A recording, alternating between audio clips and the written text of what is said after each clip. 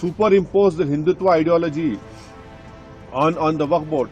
So we condemn this, and the behavior of the chairman today, he has not even allowed members who have to move their amendments. If you see the parliamentary proceedings, the speaker always names a person, are you moving your amendment? Yes, sir. Then 1 minute is given by the honourable speaker to explain why you are moving the amendment. But here we have seen the honourable Mr. Chairman has become not only the mover but also mover of my amendment. And then he's raising his hand to oppose my amendment.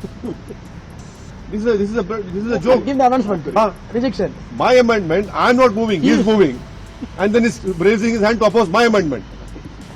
And then he say, okay, he's the mover and the opposer. He counted himself. So he's a mover, proposer, everything has become. So this exactly shows us what government is doing. And if you see the amendments that have been moved by the BJP and by the allies, they are obnoxious. They are not to save the Waqf property, I say. And it is very surprising and shocking that Mr. Chandrababu Naidu, Mr. Nitish Kumar, and Mr. Chirag Paswan, though they are part of BJP, supporting Mr. Modi's party, but you are supporting these obnoxious amendments, which will destroy the whole Waqf property. You know, someday they will have to come back to the people. Right now they are having their political honeymoon.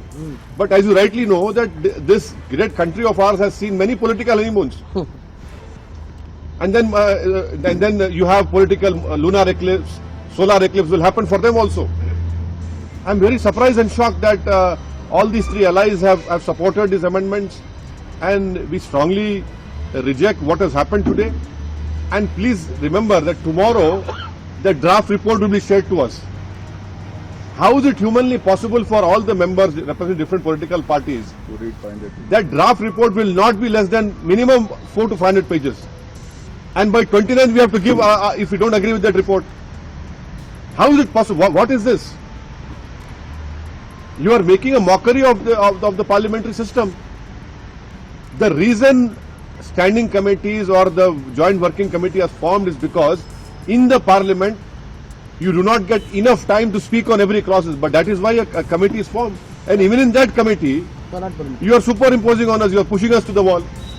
So this whole behavior of what has happened today and what has happened in the last 6 months, it is completely uncalled for. It is not good for democracy.